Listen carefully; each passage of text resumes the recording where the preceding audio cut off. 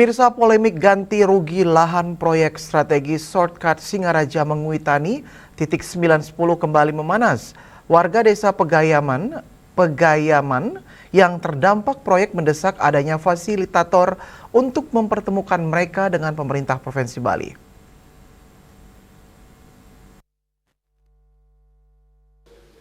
Warga desa Pegayaman mengaku jenuh karena proses ganti rugi lahan dinilai berlarut-larut tanpa kejelasan. Mereka menegaskan proyek pembangunan jalan strategis tersebut tidak seharusnya mengabaikan hak masyarakat terdampak.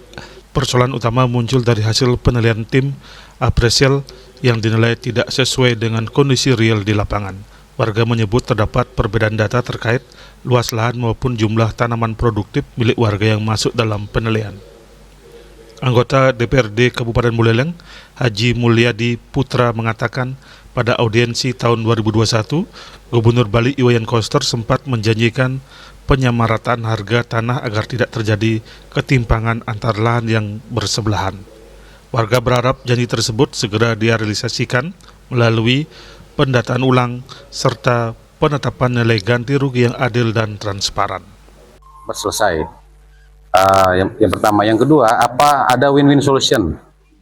Artinya masyarakat tidak dirugikan, seperti yang Pak Darem tadi bilang, bahwa ada win-win solution, ada yang tidak dirugikan terhadap masyarakat, walaupun tidak sepenuhnya, kan begitu. Tidak sepenuhnya, itu yang kami harapkan, sehingga juga berharap proyek ini bisa jalan, masyarakat juga tidak dirugikan. Itu yang kami harapkan dan kami sampaikan tadi.